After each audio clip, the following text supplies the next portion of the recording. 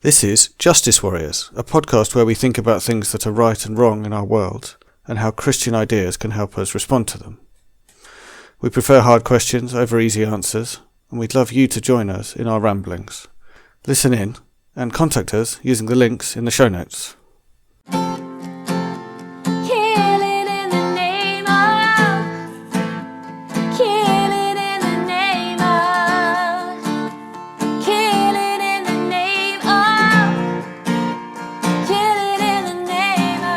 Hello and welcome to Justice Warriors episode 29.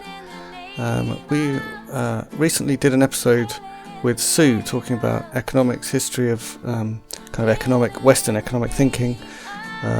Tried to link it in with climate change and our conversation that we've been continuing to have about race. And we just had a lot of random conversation threads that came out of that. So this episode we're going to pull on some of those strands and see where we got to. So as usual, I'm joined by Leah. Say hi, Leah. Hi there. And Jörg. Say hi, Jörg. Hello. Hello. And our homework this time, which I don't know whether anyone's done, was to find a sign of hope. And Jörg, have you got anything for us? No. This is a very difficult question for Jörg. It's a very difficult question. I had to skip the homework. No, actually, I find a sign of hope. I can come up with one right now. I mean, I saw my frogs in the pond. Uh-huh. So they might be coming up again. They looked dead and they weren't dead, that's what you said earlier. That's right. And I learned a Is lot that a about frog metaphor? hibernation. That's a real sign of hope. Things that look like they've had it and then they haven't actually. Is that what you're saying? Like our Absolutely. world. Things that can survive underwater, under ice. Yeah, I mean, they're pretty amazing. Any signs of hope from you, Leah? Oh, it's been a really grey January. I'm not feeling very full of hope. Not a lot of hope. No, I'm really struggling. Well, when we were talking just now, you were talking about I know the market for solar panels. I was talking about hope. Yeah, there is hope in the energy world. We are kind of gradually increasing our use of renewables in terms of electrical generation.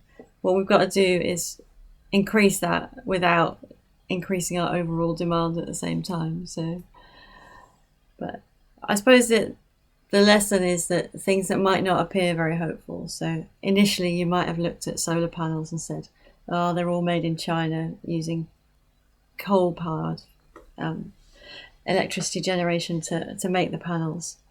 And you might have thought, oh, well, that's a load of rubbish. What's the point of making solar panels? They use so much carbon to put into them. But then over time, as more got produced, then the Chinese have started using solar-powered electricity to make solar panels. So you've actually created a virtuous circle. So sometimes the place where you start thinking you're doing something that feels totally stupid and a waste of time. Actually, I tell you, there is something this morning.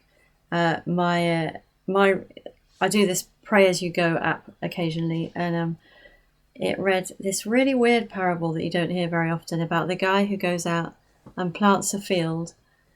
And it has this great phrase in it. He planted his seed, and then he went to bed, and then he got up, and then he went to bed, and then he got up, and in time it produced a harvest. And you know what it's like in January when the days are dark, and you feel like you get up in the dark and you go to bed in the dark, and everything feels a bit hopeless. But I took that parable to be saying, God's still doing stuff, and nature's got power, and things are heading in the right direction, even though it feels like all you're doing is going to bed, getting up, going to bed, getting up. Right. And we had a few fusion breakthroughs in recent weeks, so that might only be 30 years away now. So haven't they been saying that for like the last 50 years? Yeah, 50 years, it's been 30 years away, yeah. But yeah, sorry. Yeah, so that all links in with what I thought when I looked at this like 5 minutes before we met, which was, I think I still do, I know it's naive, but I still do see hope in technology, right? So there's a very large number of people currently alive. There's going to be more before there's fewer. And so we can't give up on technology because we wouldn't have enough food. So we need to lean in, and I'm excited about. We've managed to do enormously destructive things with technology. I think we can do enormously constructive things with it too. This is my excitement coming out of my new exciting job that is technology based. I was just going to ask what the specific was. Yeah, they did that cool thing with that telescope this week, where they had that telescope like miles from Earth that they can manipulate. Yeah, manipulate to within like a millionth of a thickness of a hair to make it look at stuff. That's incredible. That is cool. Yeah. It's amazing we'll have that those works. things to look at. Like so many single points of failure. In some sense, you just blow this really complicated structure into space and then unfold it. I mean, yeah, it's pretty amazing. We do amazing things as a species. In so maybe all we sorts can do of more. ways, yes. All right, so that was our homework. So let's move on to what are your worries? Jörg, do you have worries about this topic? About economy, no. I guess I was listening back to the episode and we had billed it as sort of our final episode on race in some sense. We wanted to talk about the economy or talk about actually climate economies and racial justice. And we did get there in the end. We talked briefly about the effects of colonialism and how we need a restitutive economy to address some of these woes. But then listening back, I thought, wait a minute, we spent most of the episode talking about economists who wrote in the 19th century, right at the time that we have all of this going on, and yet we didn't, for once, talk about what they thought about slavery, about race, about allegedly primitive Africa. And they were developing these theories of a global equilibrium at a time when the world was probably more imbalanced than it's ever been in a sort of global configuration. And then the other thing that happened, that's a slightly adjacent worry to that, Leah recommended this podcast from the BBC, Descendants, which is really, really fun to listen to. And it just traces slavery money into the present. And all sorts of weird configurations where people who are white, black, or somewhere in between find themselves as being descendants of both slave owners and slaves, linked together in the most weird ways. And again, I felt this is something we didn't address, that legacy that's always written into any economy. We can always talk about macroeconomics, but actually we're always living in a historical present that has a lot of past to it, and the current way in which our assets are distributed has a lot of injustice written into it. So those are the two main worries I had listening back to the episode. I thought, we probably need to talk about that more. Leah, what are your worries? Well, I think the thing for me is that I love hearing Sue talk, and it kind of gives you some faith in economics and economists, that they really do think about the things that matter, like welfare and like redistribution and inequality. But I think the thing that we kind of missed, or that you can miss when you're talking in that way, is that the popular version of economics is very powerful and quite different. So I think there's just this compelling story around, oh yes, we live in a market economy. Capitalism ensures that if we all just live according to the principles of self-interest, then the market, the invisible hand of the market, will work to create a good society where surplus is distributed in the right ways.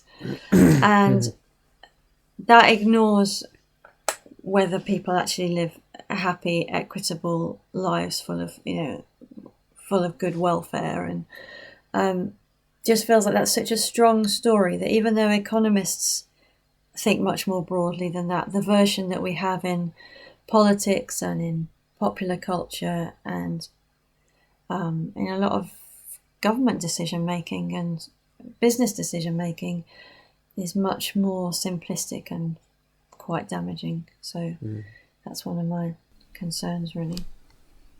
Yeah, I feel like our worries so far and some of our thoughts in our pre-discussion are leading us all towards like what's kind of wrong with the way we think about the way the economy works generally. So we'll get onto that. So my worries, two worries I think. Firstly,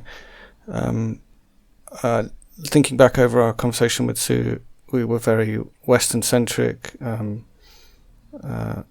and like, I mean, it's interesting to look at how the ways of thinking that dominate this country and similar countries got to where they are, but we definitely need to explore a bit of at least criticisms of that and hopefully other perspectives. But then I have a much wider worry about the world in general, particularly in terms of, well, I guess both climate change and kind of a general sense of righting wrongs or injustices in the world, which is that there was this sort of boom in the West that lasted like 100 or 200 years, peaked in about the 1980s, and at that point maybe there was enough money sloshing around that that money could have been used to kind of fix the things that are wrong in the world or reverse the trends that are leading to catastrophic climate change.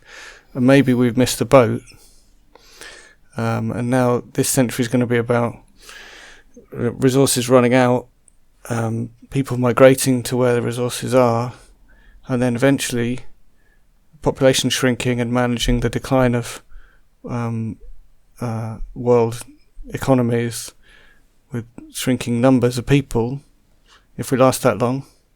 And neither of those situations is going to be a time where we can really have very long-term thinking about fixing like abstract moral issues. We're going to be more interested in staying alive. But it isn't that story already of what happened up until the 1980s a very Western-centric approach? So I'm thinking, definitely of dependency is theory, yeah. Saying where did all that money come from that built the West?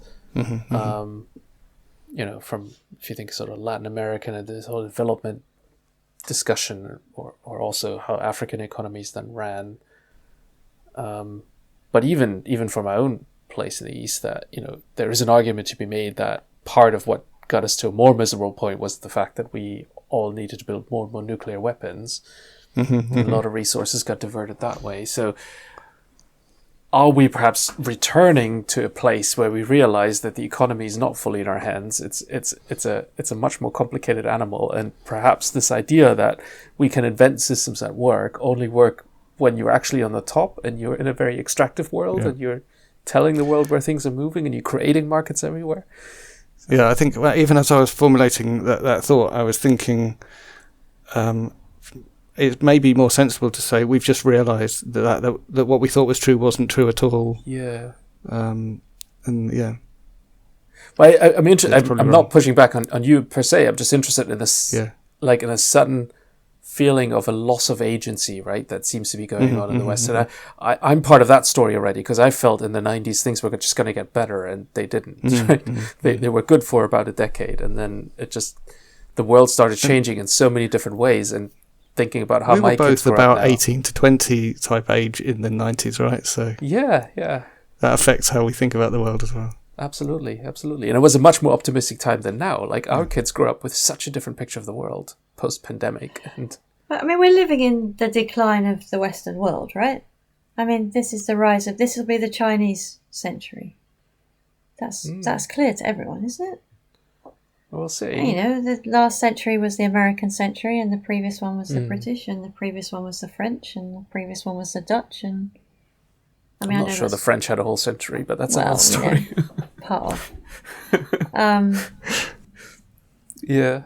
Yeah, I think we're just dealing with the fact that we're not the preeminent global force. We kind of, as Britain, we see all this. Brexit is an outworking of our nostalgia for when Britain was great, because we're English speaking as well as the States. We kind of consider ourselves to have still been on top for the second half of the 20th century when we clearly weren't, and now we're all realising that America's declining, and we're finally realising that we have been for quite a while too.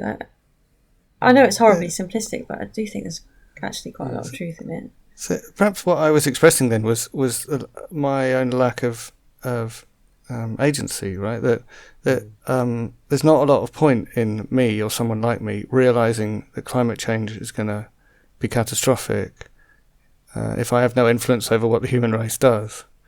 So yeah, but if you live in the preeminent global power, then you might not feel quite so much like that. Exactly, that's what I'm saying. Yeah. So the fact it's linked really, to the I'm fact expressing that I don't have any influence anymore. No, because it's not going to be the age of Western Europe or America, really, for very much longer, is it? No? Maybe we've got a few more years where we can make a difference. Well, perhaps. There is a sense of loss in that, though, because we've gotten very used to particular economic theories and political theories, and some political systems which work reasonably well compared to others. And I'm still a bit uncomfortable with the Chinese political system, I have to admit, and a heavily steered from the top economy, which you then also see, the kind of corruptions it does breed, perhaps more extensively so than some Western economies. So, yeah, it's perhaps also a loss to some extent, but it's interesting to kind of think what a vigorous. Go on. Sorry, is it inevitable that the vigorous economy has much more pragmatic approach, and then as we get a bit aged, we start thinking about the moral impact of our actions, and that's the phase that we're in. Possibly. Yeah. Possibly. Yeah, and our theories are strangely detached. Yeah. Go. Sorry. Yeah.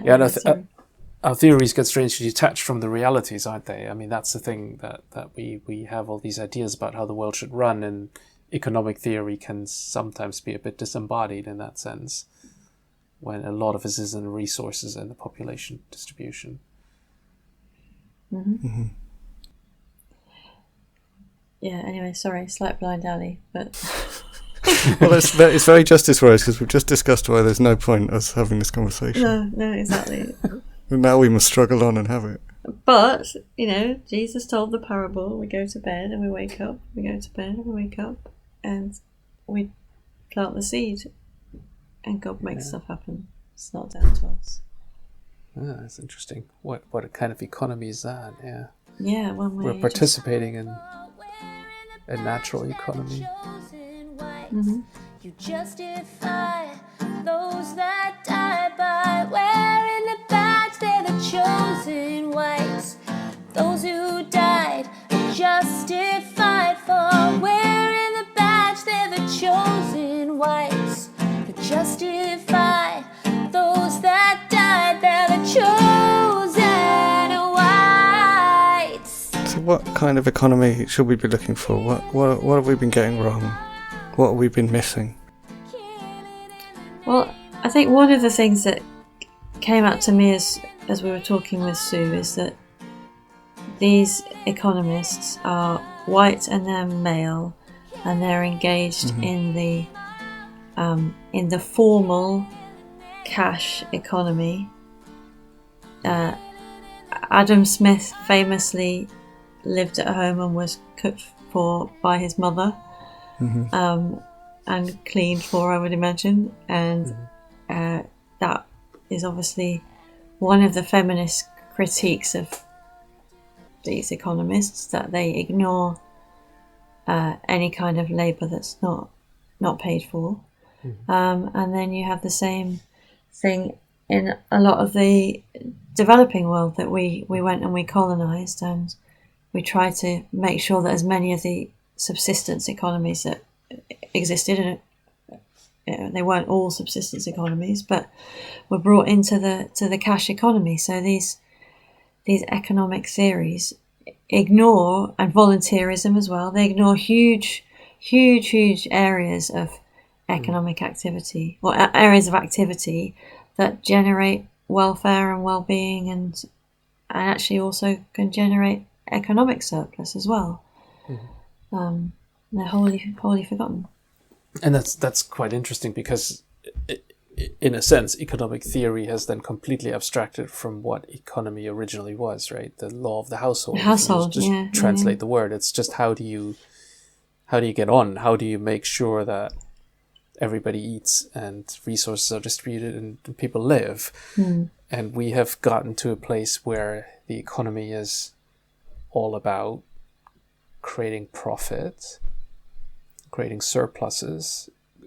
For what? To what end?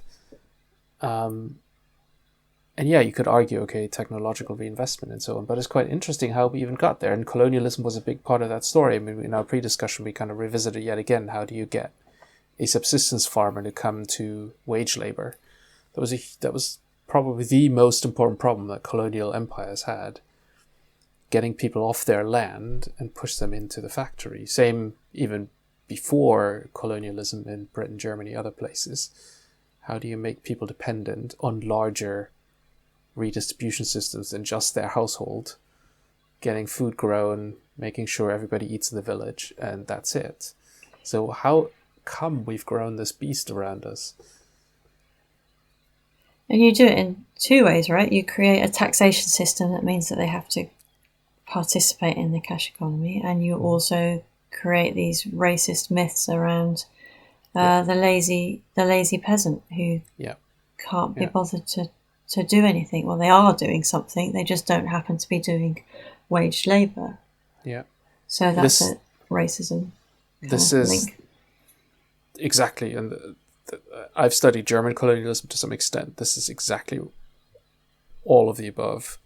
The first essay competition that the German Society for Colonization had was titled under the question, how do you raise the N-word to work? How do you educate the N -- to work? It was won by a missionary who actually argued somewhat Adam Smith-like, you have to keep their interest in mind. So you have to generate equitable systems in which they want to come to the security of your plantation. So he had a mission station in mind. Let's bring a place there where in an economy that's partially driven by slavery. So somebody who's going to go to East Africa and had South Africa experience. So generate safety so that they will be willing to give up their freedom to come work for you. So take the risk out and whatever other threats, and then they'll come work for you. And then taxation, but then also lots of fraudulent practices.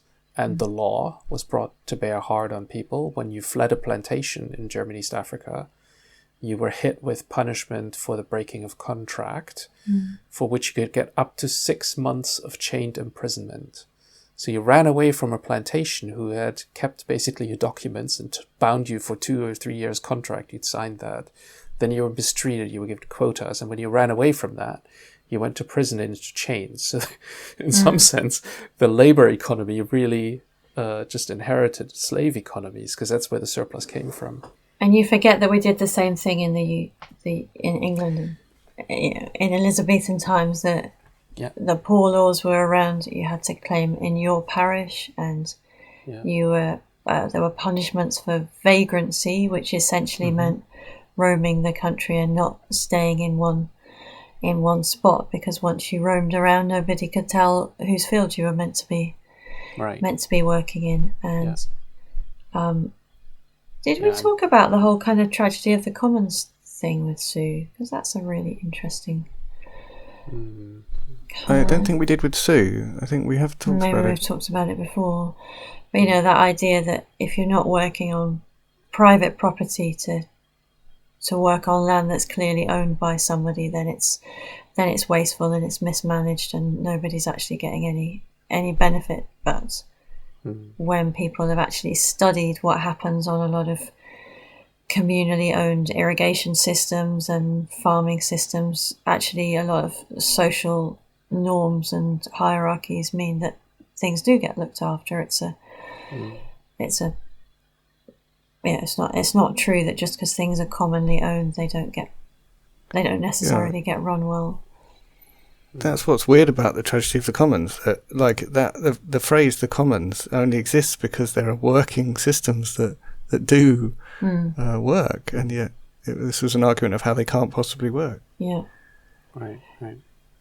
Yeah, and then you get to forms of enslavement. If you look at colliers and salters and sharecroppers and so on, that were, there's a gradation of enslavement, and it's quite ironic that some of those forms still existed when Britain conquered the world to eradicate slavery, only then to install wage labor dependence in various places as well. So yeah, there's a lot of darker stories underneath all the freedom. And now you do what they tell you. And now you do what they told you. And now So, Jörg, a question that you asked when we were talking to Sue was, are there economic theories that take into account anthropology? Do you have any thoughts on what that would look like? Well, I mean, first of all, I think Sue gave us some more studying to do, and I think we do need to look in what ways anthropologists do take into account that people don't always make the best choices. She gave us the example of opting out of retirement funds, so you automatically opted in.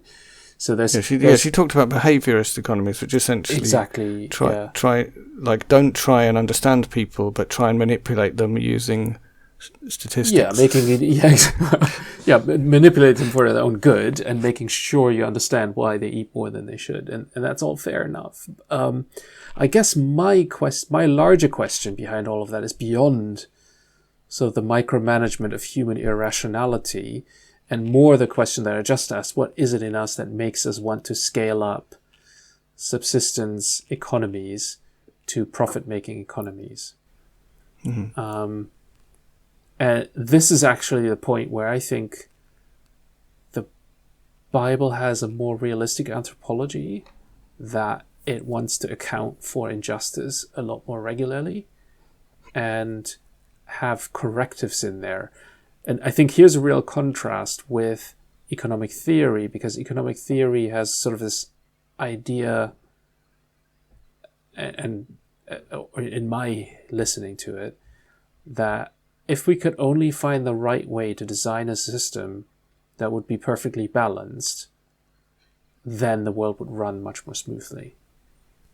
And we just put in the right things in place, and then it'll just kind of run until infinity. So from a capitalist perspective, you'd say if only we can cost accurately all the externalities, so all the things that currently the market. Yeah. So that would be a very capitalist solution to the climate crisis. Yeah. It would be the reason we have a climate crisis is that the environment is external to our market system. So what we have to do is we have to create a carbon price. Right. And ensure that the whole system is properly costed within our market framework. And then when we do that, then we won't keep trashing the earth in order to grow the economy, because we will be aware of the cost of trashing the earth. And it won't be a sensible thing to do from a... Yeah. So that's an example of what you're saying, right? Exactly. And something like... paid maternity leave is potentially another example of putting a price on... paternity leave is also one that has come up in Germany in recent years. Quite a lot. You put an incentive for fathers to stay home as well for a while. Yeah. And so this is just a sort of free market kind of conversation, but it's also, you could have this, discussion about what's the right balance between state intervention, like a Keynesian economics and Adam Smith economics. But there's always the idea that there is somewhere out there's the proper formula to balance this out. I mean, Sue said to us several times, we know what we need to do, the political will isn't there. And I guess you could phrase my question differently and keep Sue's argument and say, yeah, sure, we can make these theories, but why isn't the political will there? What is it in us? So this brings us back to where we started the episode already. So the Bible is actually a lot more realistic about the human condition. That it just is interested in the fact that misery doesn't disappear, and for some reason, and that's what the story of the fall is all about, right? This economy of abundance where things just work, is something that we have somehow lost and we're not about to regain. So that's why when you look at economic theory, the Bible, if you can even apply that word, it's interested in corrective measures, in morality. And those are strangely the things we shy away from, right? In economic theory. Do you want to just expand on that a bit more? What sort of Well, thing are you stark thinking? corrective measures are I mean, Andy, you kind of said, what if the treasurer were to roll dice? And when it's 2 sixes, everybody just has to pay lots of tax. And wealth tax specifically, right? wealth tax specifically. Like, those are the kind of ideas that would be completely crazy, because why would you not design the system better from the beginning rather than keep correcting it? And I think the idea of the biblical story of the Jubilee is to say, well, let's be realistic. You will always take each other as slaves. So you got to, never mind that it never was implemented, but the instruction is, if you want to live healthy as a society, you've got to make cuts regularly. If anything, we have ousted that to theories of revolution, that if things get too oppressive, like my kids are learning American history in school, right? So then there's this idea, well, the British just overplayed their hands, so revolutions are necessary and good. Obviously, they're not going to British school, but... And the other side, on morals, I also think it's not thought of... I mean, you made that point, Leah, in our pre-discussion. The ignored book by Adam Smith is the one about morals, right? We think rationality can be steered through incentives. And I think the biblical message is, if you start oppressing the poor, that's a sign that there's something spiritually deeply wrong with you, and you're going to pay a huge price for it, and you're going to pay it collectively. You're all going down. That's the story of the biblical prophets, and it all sounds very draconian, and I'm probably overemphasizing the contrast, but I think there's something attractive in there to a degree that we have forgotten because we're so optimistic about what we can do as humans. I think where I struggle with that biblical story is, I'm totally with you on the idea that the prophets preached, your society is rotten, you're not looking after the poor in the way that you should, you're not taking care of the land. The inevitable result is that you're going to get overtaken by your enemies, and that will allow society to reset and the land to heal, etc., etc.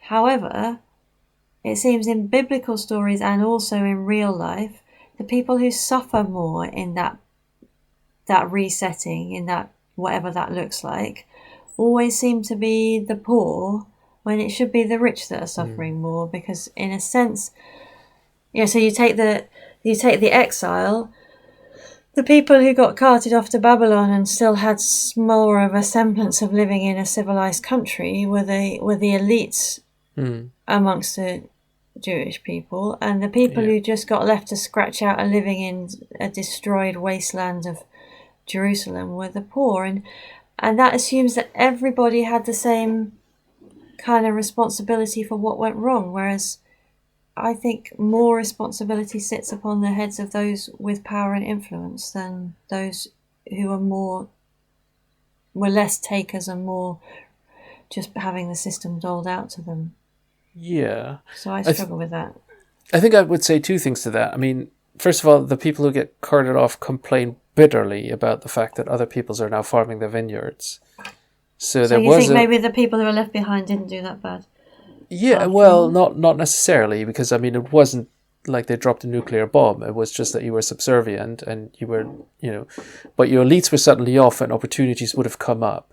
So in Ezekiel, there's lots of complaining going on about vineyards being farmed by the wrong people. You're right to a sense that then the people who are sitting in Babylon, they get to write the story of Israel and what this was all about, and they make it. But they also think about why it was that they were punished. I suppose I was thinking that story as a parallel to what's happening now, which is that, I can't be all that hopeful about climate change and how we're going to fix it on a load of grey January days. But, it feels like, again, it's the poor who are going to suffer. And the rich are busy, alleviating, building flood defences. Even when you talk about it at a country level, Britain has the resources, if it put its mind to it, to create flood alleviation and whatever, and some countries just can't. So where's the justice in that? Because I can see the justice in a system that says you're all rotten, you've all messed up, the whole place is going down. And I'm not saying that in the story of the exile it's God who's somehow creating justice. No, I just think it's more of a consequence. I don't think consequence God's of it going down. Oi, but this is but what I wanted to recover is that more prophetic voice that says, if you find yourself in that economy, no matter if you're elite or poor, it's time to really cry for what's going on deeper down inside. It's not just a matter of redistributing resources, but like, what makes us not see one another properly anymore? What are the values that we have been chasing after? I know when I start talking about the sort of value stuff, we hear conservative values, but it's really strange that we have married a laissez-faire economy with conservative values in our political system, because that was never the story, right? Like, the prophets were deeply disruptive characters who called the nation of Israel back to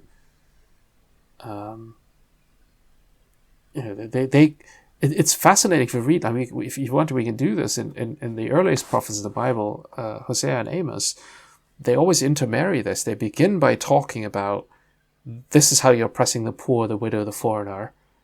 You've rejected knowledge. You've left God. You've hunted after Baal. So it goes from, this is where your economy is. Now think about why you're here. You've completely started to move away from God. And where has this left you? And this large systemic critique, I don't know. We always think too quickly of, like, let's give this person a little bit more, but we're not thinking about what's going on inside our hearts, our attitudes, what matters, what we value, what we put forward, what we invest our time in, what we think is efficient. And actually, if we are looking for signs of hope, I would say you can see lots of different responses to the climate crisis, as well as people who aren't responding at all. But there are a group of people, largely in government and big business, who are saying, well, we've just got to technology our way out of this, and we just need, as long as everyone has an EV, and as long as we generate all our electricity from renewable energy, then it's all going to be okay. We've just got to make those technological fixes happen. And then there's other people who are saying, let's have a just transition. And there are community energy groups, which I'm part of, and I know I've talked about before. There are community-based groups who are looking at the ways that the dots all join about injustice, about inequality, about lack of access to, like, to take housing, for example. Lack of access to good housing is both damaging to people's health, it keeps people in poverty, and it's bad for climate change. And there are, like, community-based solutions that are people coming together as communities to do something about things like that, and people who have an idea of a different world that could look differently. So there are responses that acknowledge that the world is quite broken and we can't just fix it by better technology. Much as I'm not disagreeing with you, Andy, that it is part of the solution. Yeah, no, I know I'm very much in that group. I know what you're saying. I know what you were saying about that. But this is just reminding me of I feel very urgently the need for, and maybe it's too late, but the need for us to respond to the climate crisis. What I then feel very uncomfortable when I hear people talking about adjusting our relationship with nature, which I think is like the easiest moral step of the ones we've been discussing. But I can't even get that far. Like I like the idea of essentially fixing the economy, and then we can go back to what we were doing. But the idea of, like, adjusting our relationship with nature, I think, is one of the steps, towards understanding our place in the world, and it is kind of a moral step. And then beyond that, I think there's much deeper moral, or harder moral, maybe not deeper, but harder moral questions about the injustice. Like, I think the model of the prophets is not just saying there's something wrong in your society, but saying what Jörg is saying is that look for the reason why that thing is wrong, and there's a deeper thing wrong, and getting to into that is difficult. But you're going to need that because, finding a new relationship with nature actually has a lot more to do with accepting danger,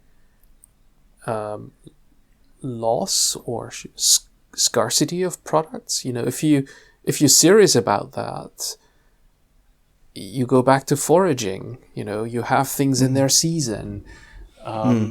We don't get the same amount of vitamins. We have, and we do accept a certain risk by, even growing things in your garden. And if a crop falls through, you also become much more part of that life cycle of nature where things just don't quite work the way you've planned them, and you have to react to events.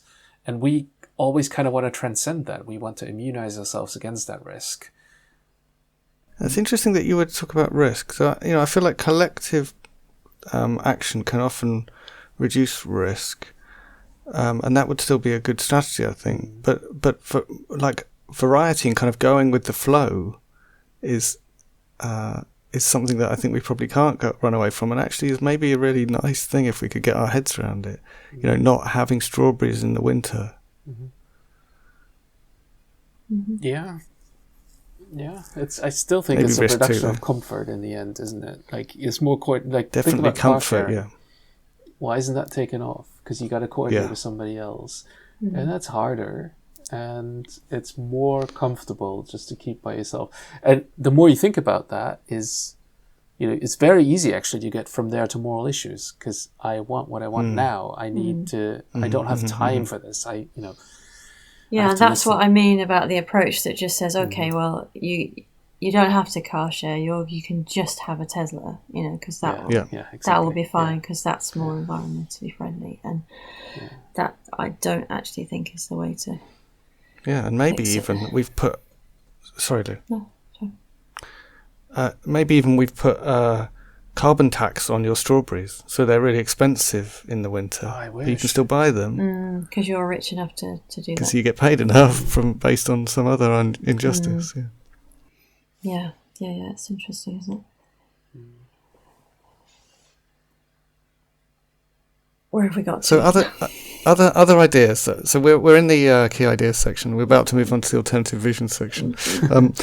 Another idea I wanted to chuck in there, which is again back to my hope in technology thing, is that and harking back to the idea that Leah introduced about unpaid work, is that one of the things that our technology gives us is a large part of our economy that is based on electronic resources or information-based resources, which are free to copy, for example. So it doesn't there's no manufacturing cost for a lot of value to go to a lot of people out of these things.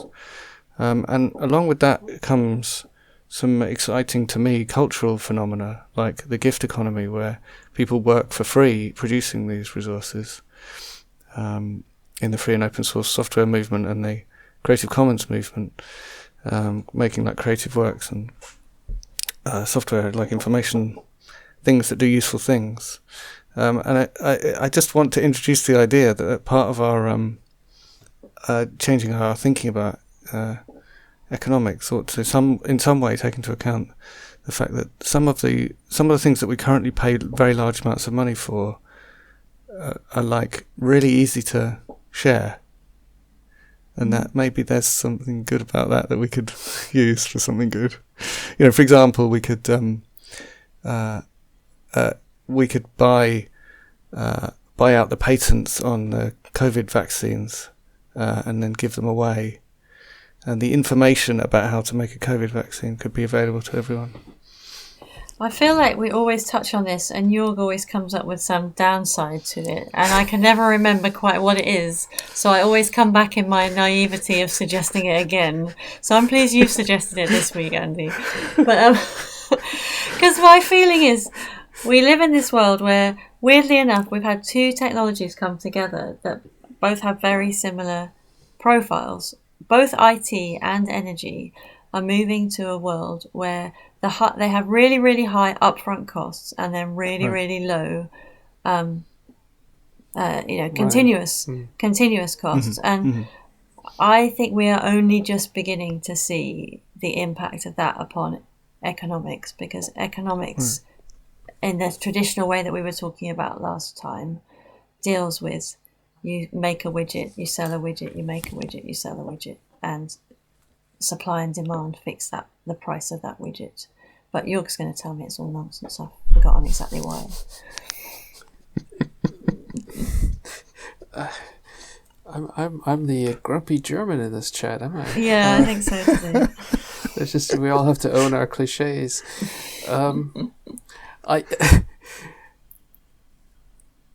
If the programmer needs to get paid at the end of the day,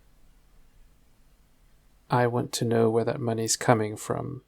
I'm a huge fan of open source, and Andy knows this. I've been, and I was much, much more optimistic about it back in the 90s. Now there's a whole economy that's sprung up around it that generates a huge surplus of profit over it by enslaving people, in essence, by buying their attention. Like, we have a free economy, an open source economy, that has generated money off of the information it stores. We have open source programmers who program for free or for buy me a coffee button stuff, and they generate enough. But I want to know where that profit comes from. So yes, this works in small scale common type settings.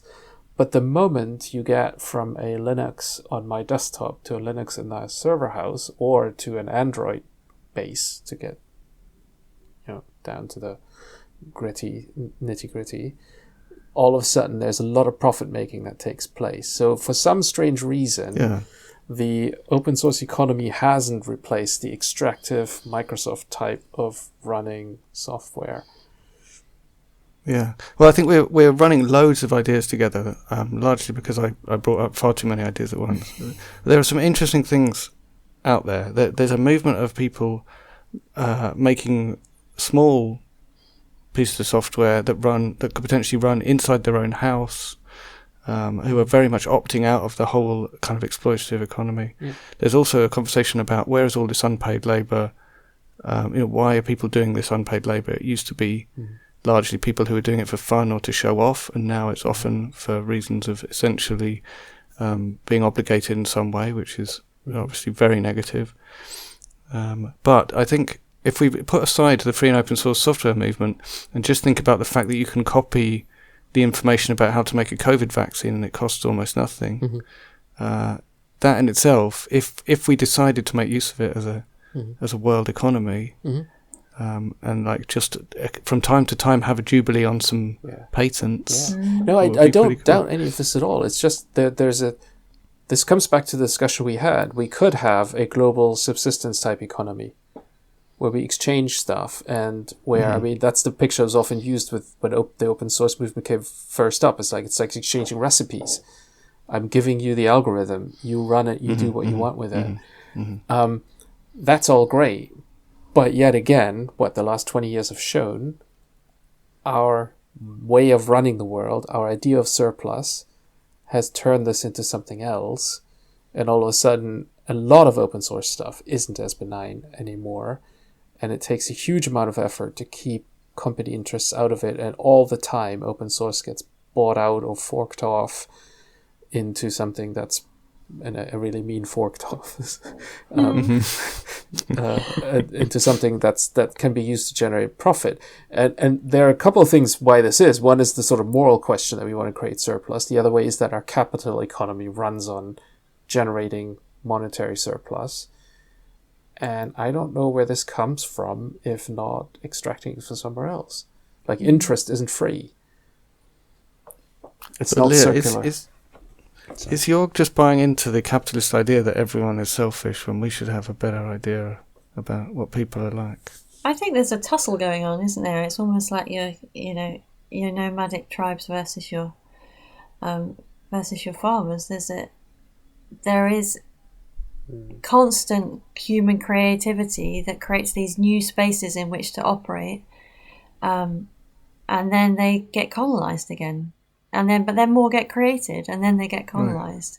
Right. It feels like that's an ongoing process, and I don't think either thing is ever going to stop. I don't think we'll ever stop finding new avenues for flourishing and exchange and gift and generosity, and I also don't ever think that there won't be hard on the heels of it some kind of exploitation and monetarization. We watched Ready Player One over the holidays, which I'm sure you tech geeks have already seen. But that's exactly what that's about, right? Jörg's looking like, have you not seen it? I haven't seen it, no. What is you it? should watch it. There's a virtual world. It's actually pretty good, right? I quite enjoyed it. Yeah, I really liked it. Good. It's like, and it links to this conversation, I think, Leah, because it's like a virtual world that at least some people feel used to be a lovely place and then was colonized by commercial interests. And then the film is about the tussle between those two different ways of running it, right? I'm not sure I would interpret it that way, because I think it was pretty evil and commercial at the beginning, and people just thought we're just a bit naive about it.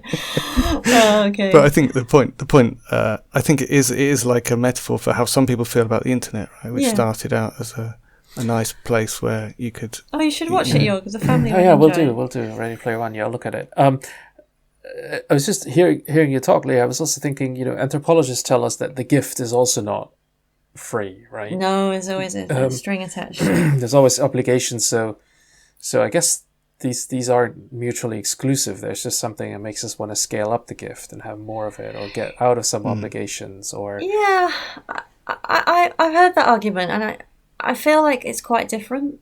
There's a gift and obligation that's all centered in a network of relationships, which people try to say, oh, that's just the same as nowadays, when it's actually just hard cash exchanging. But I think it's very different to have obligations that are centered in knowing people and having a relationship with people, because there's latitude and there's flex and there's give, and there is. There's the ability to be really harsh about what those obligations are, and there's also the ability to be very gentle about them. Whereas when it's monetarized and created into a set of price lists and whatever, then a lot of that's gone away. So I don't know. I mean, suddenly we found money when COVID hit. The magic money tree suddenly appeared. So there is some flexibility in the rules that we give ourselves. Yeah, that's true. At government level, but maybe not when you go into McDonald's and try and buy a hamburger. But yeah, I've been thinking a few times recently, kind of second guessing things that would be good. Even like, for example, someone getting paid to do some work that is then available for free to the world, like open source free software work. And I often find myself second guessing that. And then I've been thinking recently quite a few times,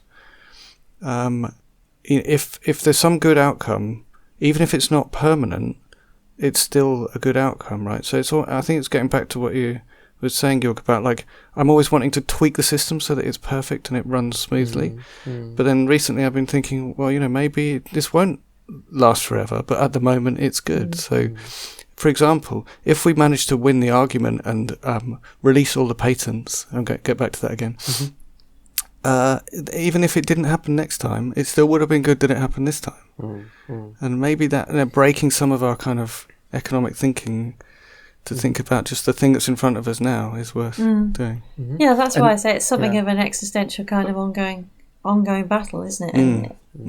And that's why this Jubilee reset thing is a good idea, because it keeps bringing you back to ground zero again and saying, well, okay, let's bring in a new era of experimentation, and one's kind of system trying to outwit the other, rather than letting one just totally take the upper hand. Yeah.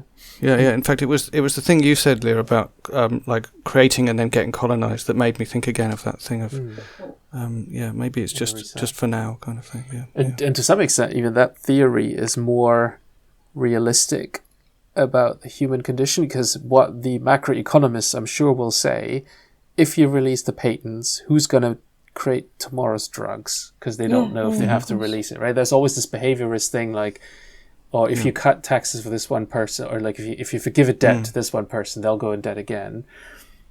And what the Bible's basically saying, no, it won't. People will always want to take profit. So you do this every 50 years, and nobody's going to say, well, but in 50 years I'll have to return it all. the short-sightedness of humans and their greed will always take over, and they'll generate another economy out of this that you can then disrupt. So I actually quite like that idea.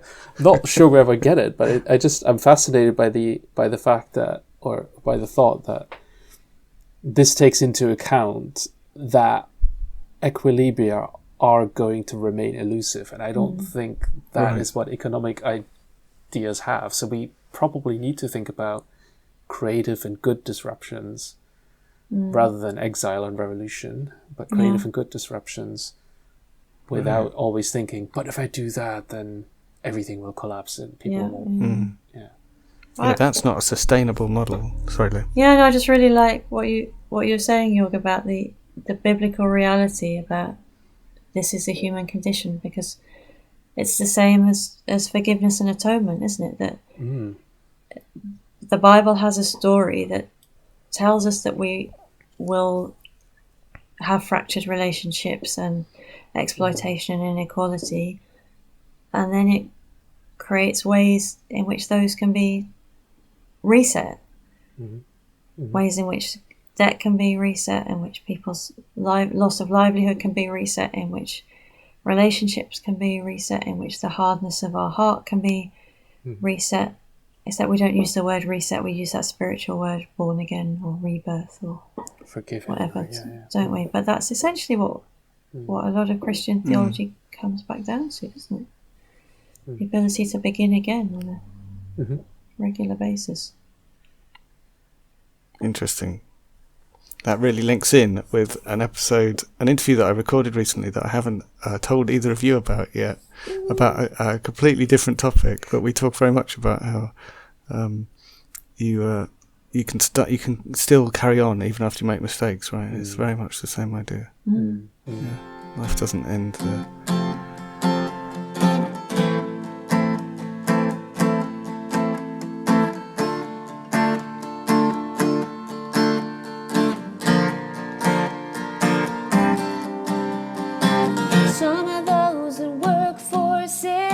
So the other idea that came up to me when I was thinking about this beforehand about an alternative vision of the world was the story, or the command rather, not to harvest right to the edges of the field.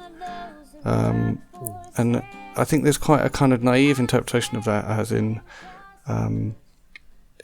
you should be kind to people who've got less money than you, because the whole point is that poor people can go along and eat some of the food that's still left in your fields.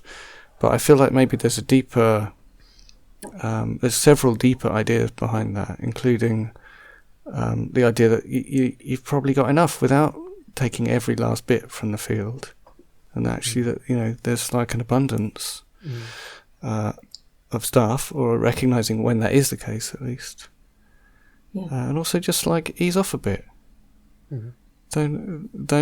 Don't thrash everything to the last mile, and then you leave some slack in the system, and then you get, that can be very beneficial for an economy to have a bit of give. Yeah. And I think one of the things that actually the Bible projects are really good at bringing this out is that Sabbath is very much in the same vein. So if you imagine you're in an agrarian economy where you got to get the seed sown and you got to get the harvest in, and even for us nowadays, it takes something to take your foot off the gas for one day a week, doesn't it?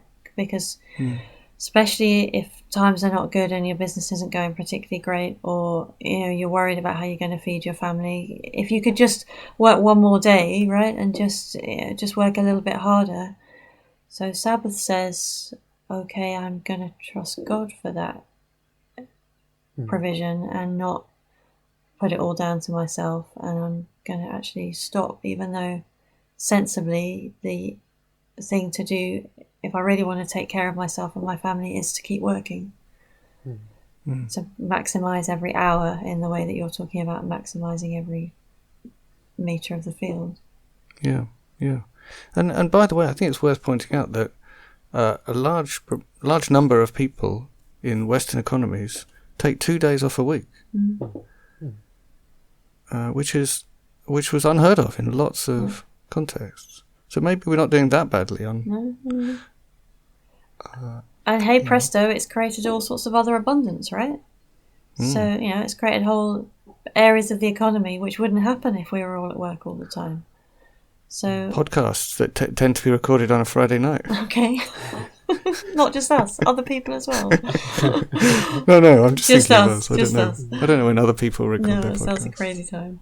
But yeah, there's other. You might look on the face of it and go, well, if everybody stopped working, you can imagine the Economist and the Telegraph, can't you? Going, well, goodness me, if people stop working on a Saturday and Sunday, then the country's GDP would shrink by a percent. But it's laughable. My friend was telling me the other day that there's a reasonable sized group of companies operating in the UK and possibly in other places who are running an experiment of a 4-day week at the moment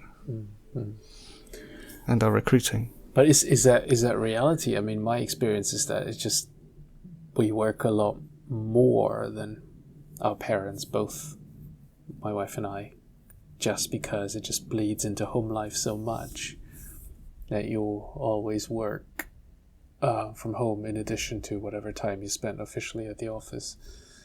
I feel that that's also a quite universal phenomenon, especially now with sort of in the working from home world, that we've eroded the lines between private and... I mean, maybe I'm just going back to this idealized German world where, East German world, where the factory siren rang at 4 p.m. and everybody went to their gardens. And I mean, work wasn't terribly hard anyway because there was no material, so it's little to manufacture. Although as kids we had to go to school on a Saturday, and similar arguments were made about how dumb we were all going to be if we were only going to go to school to five days a week. Well, but yeah, I don't know. It feels like the efficiency is going the other way around. Like email is the counterproductiveness of efficiency. We've made some processes so efficient that we think we can squeeze more in, and in the end we work more and work longer, also to maintain the processes. That seems to be my experience anyway. Right.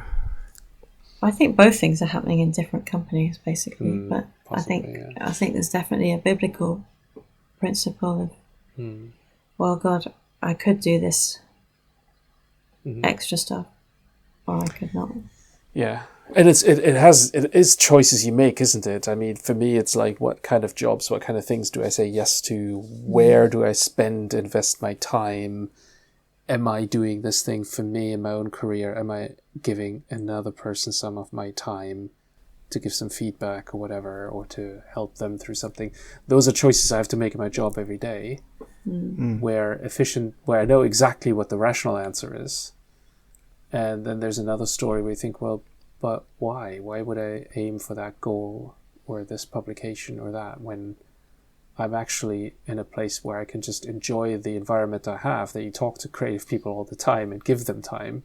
And I'm sure it's similar for your jobs, that you have to kind of make decisions for what you invest your time in, what goals you pursue, and when you just simply enjoy the job you're doing. Yeah. So, Leah, earlier in our pre-discussion, I think you used the phrase efficiency is a lie. You might not have said a lie, but something like that.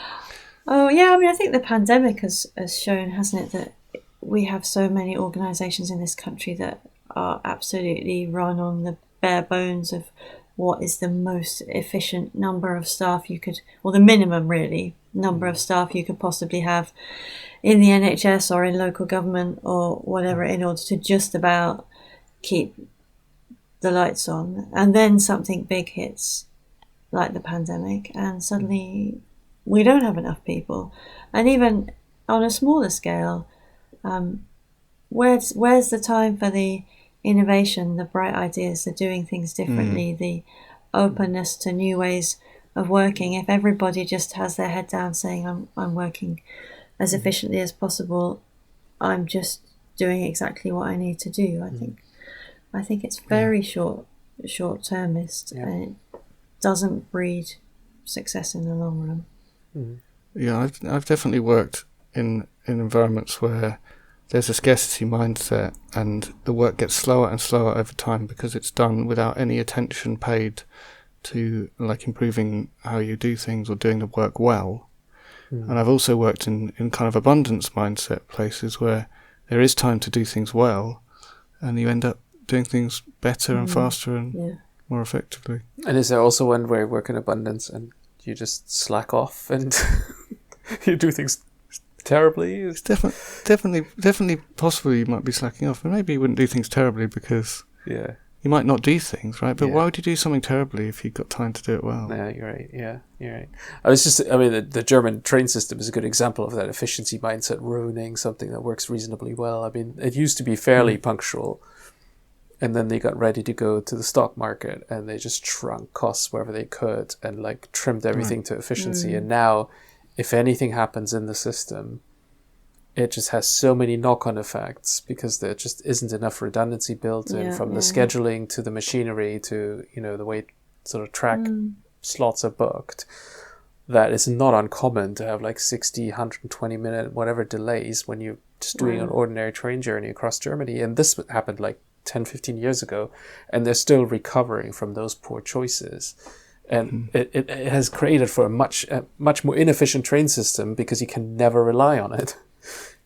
Yeah. And that affects the whole economy, of course. Yeah, it does. Yeah. I also think maybe we need to go further and say, why do we care if someone's slacking off? Like maybe the abundance mindset can go that far.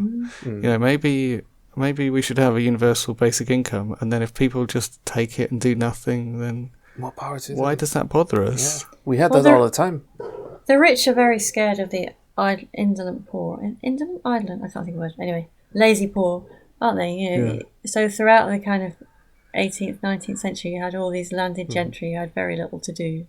Worrying about the idling poor. Absolutely petrified about the idling poor. Over another cup of afternoon tea. And they were the ones who, the gentry were the ones who were the scientists and the explorers. Think of all the things that they created.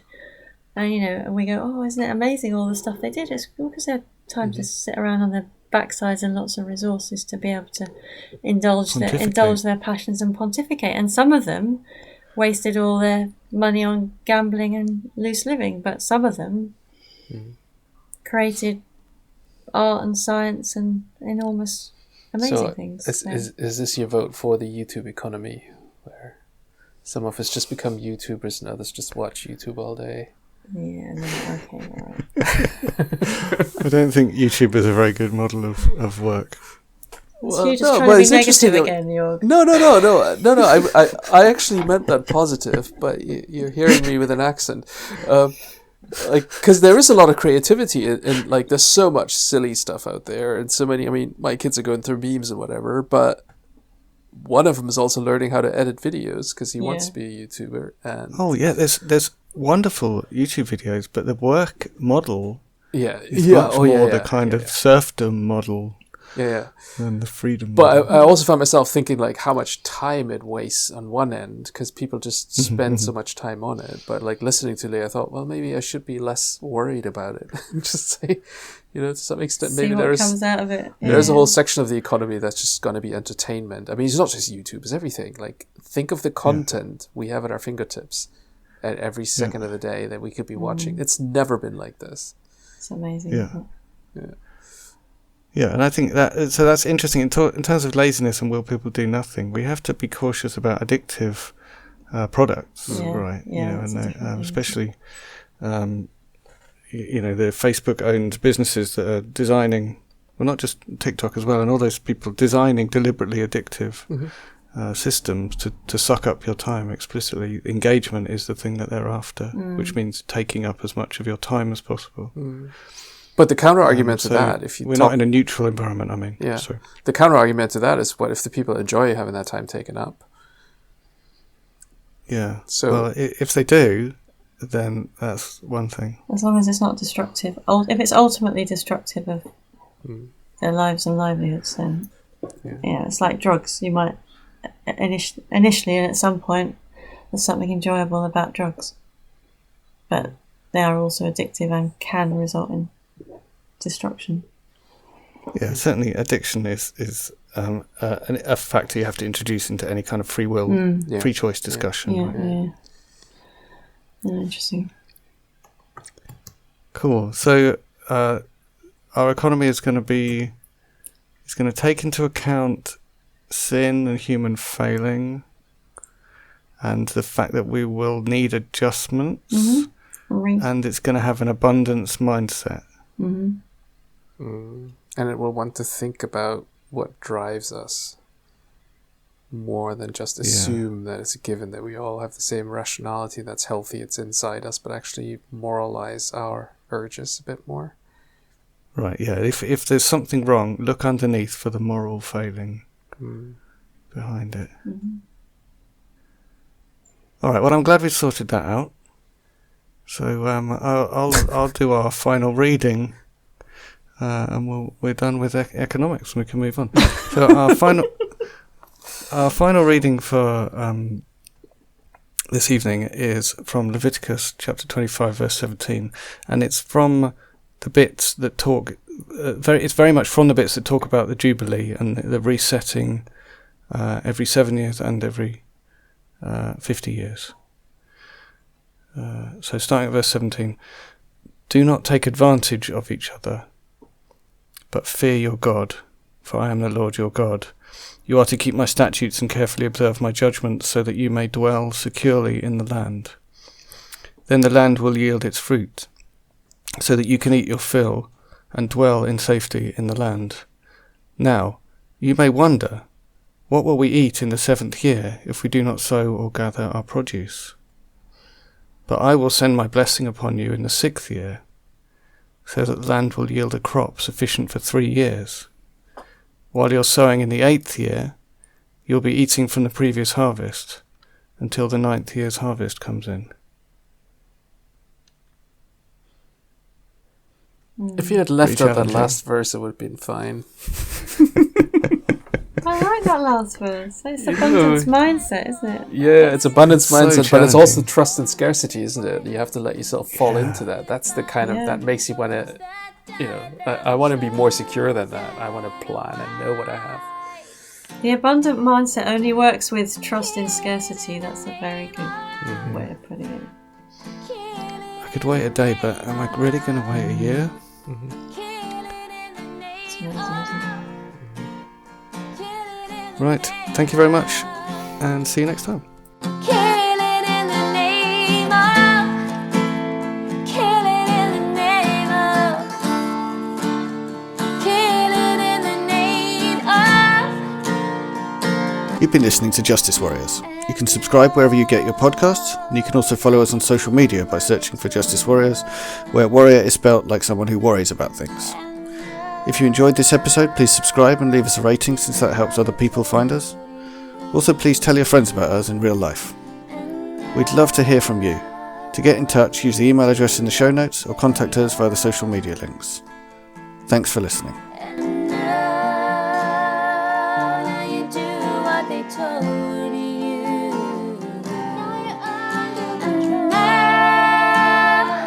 Now you do what they told you.